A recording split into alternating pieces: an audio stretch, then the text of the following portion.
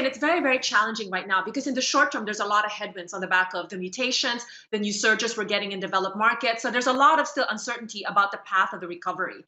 So I think in the short term, what's happened is last year, Asia, led by North Asia, really outperformed globally because of the virus management and also the way that they benefited from the tech supply chain. I think that story kind of extends itself, at least in the early part of 2021, and we've seen some of the growth stocks, the tech names continue to do quite well.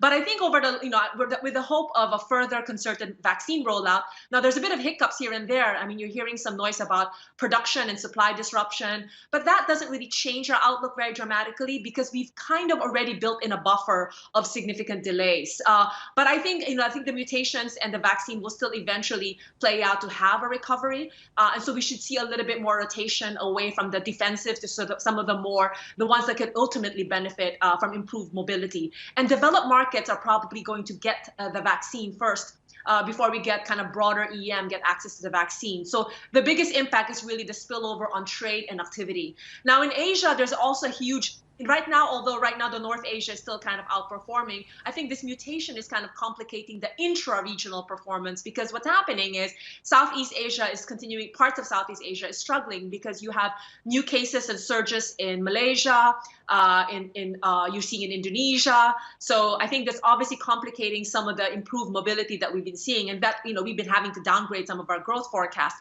Not to mention that, I think any prospect of opening the border and resuming a normalization of travel, I think with this new round of mutations that potentially is more infectious and there's still uncertain outcome of the efficacy on vaccine and what the mutations do, it just complicates border opening even further. So that I think impacts negatively some of the more tourism dependent economies, the likes of Thailand, for example.